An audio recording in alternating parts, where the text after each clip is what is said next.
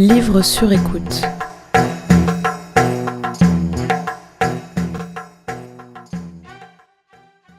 Natacha a 31 ans, une gaieté légendaire et une grande ouverture d'esprit. Natacha, c'est ma belle-sœur. Mariée à mon frère il y a 2 ans, elle ravit depuis la famille de son sens de l'accueil, de sa chienne Choupette et de ses jeux de mots parfois boiteux, mais toujours accompagnés d'un grand éclat de rire qui les rend si comiques. Natacha, c'est aussi celle qui livre de profondes réflexions sur ses expériences et sur sa vision de la vie, des réflexions atypiques et inspirantes.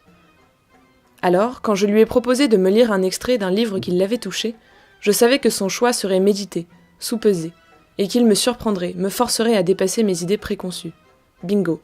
Le livre qu'elle choisira, c'est Alouette, de Jean Anouilh, une pièce de théâtre revisitant le récit du procès de Jeanne d'Arc. Ce texte, elle en parle avec enthousiasme. Dans l'Alouette, ce qui est fabuleux, c'est que je ris, je pleure.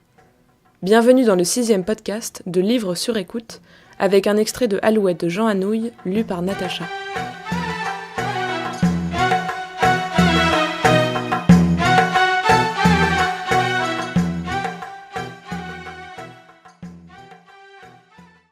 Jeanne sourit doucement. Oui, j'ai un rendez-vous. Mais mon amoureux avait 2 grandes ailes blanches, une belle robe bien repassée, et de sa voix grave il répétait « Jeanne, Jeanne, qu'attends-tu ? Il y a grand pitié au royaume de France. » J'ai peur, messire. Je ne suis qu'une pauvre fille. Vous vous êtes sûrement trompée. Est-ce que Dieu se trompe, Jeanne ? Elle se retourne vers les juges. Je ne pouvais tout de même pas lui répondre oui. Le promoteur hausse les épaules. Il fallait faire ton signe de croix. Jeanne. Je l'ai fait, et l'archange avec moi, en me regardant bien dans les yeux pendant que la cloche sonnait. Le promoteur. Il fallait crier « Va des rétro, Satanas !» Jeanne. Je ne sais pas le latin, messire. Le promoteur. Ne fais pas l'idiote. Le diable comprend le français. Il fallait lui crier « Va-t'en, sale diable puant ! Ne me tente pas davantage !» Jeanne crie « Mais c'est Saint-Michel, messire !» Le promoteur ricane. « Qu'il t'a dit, petite dinde, et tu l'as cru ?» Jeanne. Bien sûr. D'abord, ça ne pouvait pas être le diable. Il était si beau. Le promoteur proclame, dressé hors de lui. Justement, le diable est beau. Jeanne scandalisée. Oh, messire. Cochon apaise le promoteur d'un geste. Je crains, messire promoteur, que ces subtilités théologiques, qui peuvent être matière à discussion entre clercs, dépassent l'entendement de cette pauvre fille. Vous la scandalisez, inutilement. Jeanne s'est dressée, aussi. Elle crie au promoteur. « Tu as menti, chanoine. Je ne suis pas si savante que toi, mais je sais, moi, que le diable est laid, et que tout ce qui est beau est l'œuvre de Dieu. » Le promoteur ricane.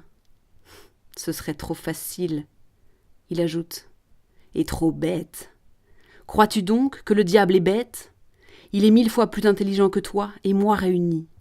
Quand il veut tenter une âme, tu crois qu'il se présente à elle comme un chat au derrière empuanti, comme un chameau d'Arabie, comme une licorne épouvantable ? Dans les contes pour enfants, peut-être. En réalité, le diable choisit la nuit la plus douce, la plus lumineuse, la plus embaumée, la plus trompeuse de l'année.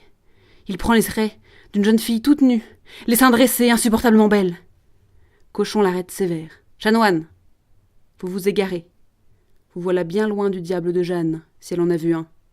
Je vous en prie, ne mélangeons pas les diables de chacun. » Le promoteur se reprend, confus, au milieu des sourires des autres. « Je m'excuse, monseigneur, mais il n'y a qu'un diable. » Cochon. D'ailleurs, nous n'en sommes pas au procès. Nous l'interrogerons tout à l'heure. Continue, Jeanne. Jeanne est restée interdite. Elle dit encore. Alors si le diable est beau, comment peut-on savoir qui est le diable ? Le promoteur. En le demandant à ton curé.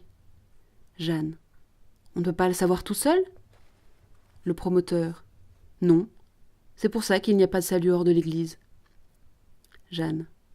On n'a pas toujours son curé avec soi, sauf les riches. C'est difficile pour les pauvres. Le promoteur. C'est difficile pour tout le monde de ne pas être damné. Cochon. Laissez-la, messieurs promoteurs, laissez-la parler avec ses voix tranquillement. C'est le commencement de l'histoire. Personne ne peut les lui reprocher encore. Jeanne continue. Et puis une autre fois, c'est Sainte Marguerite et Sainte Catherine qui sont venues. Elle se retourne avec un peu de défi expiègle vers le promoteur et lui lance. Elles étaient belles, elles aussi. Le promoteur ne peut s'empêcher de lancer, soudain tout rouge. Étaient-elles toutes nues? Jeanne sourit. Messire, croyez-vous que notre Seigneur n'ait pas les moyens de payer des robes assez saintes? Il y a des petits rires à cette réponse, et le promoteur se rassoit confus. Cochon.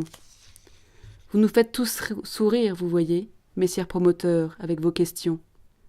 Abstenez-vous dorénavant d'intervenir tant que nous n'aborderons pas le fond du débat.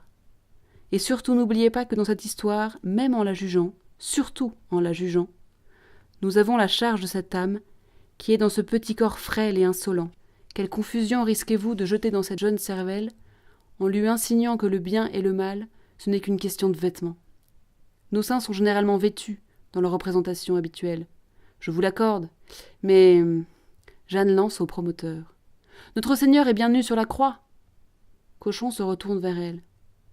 Tu as dit ce que j'allais dire, Jeanne, en me coupant la parole d'ailleurs. Mais ce n'est pas à toi de reprendre le vénérable chanoine. Tu oublies qui tu es et qui nous sommes, tes pasteurs, tes maîtres et tes juges. Garde-toi de ton orgueil, Jeanne. Si le démon un jour peut t'atteindre, c'est de lui qu'il se servira. Jeanne, doucement. Je sais que je suis orgueilleuse. Mais je suis une fille de Dieu.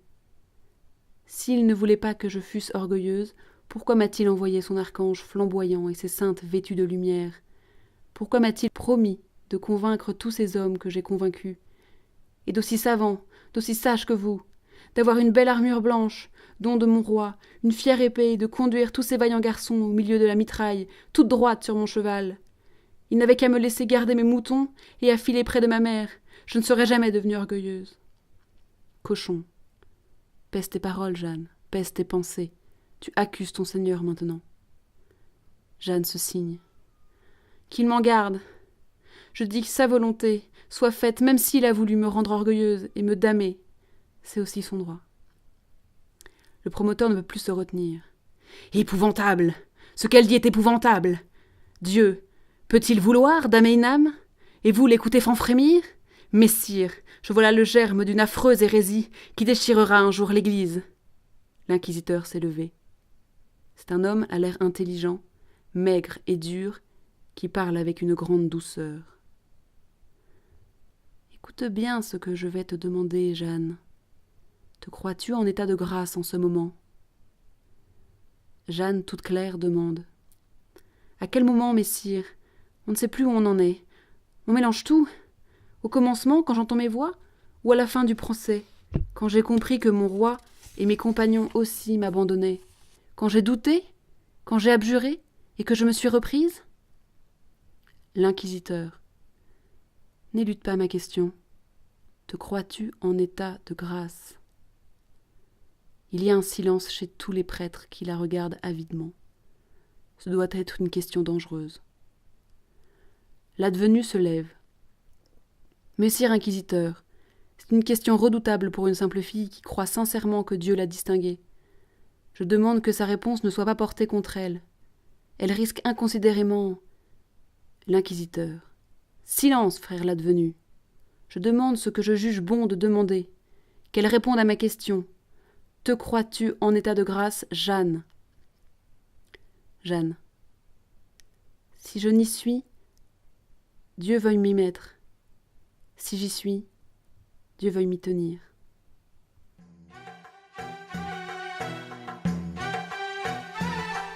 Livre sur écoute.tumblr.com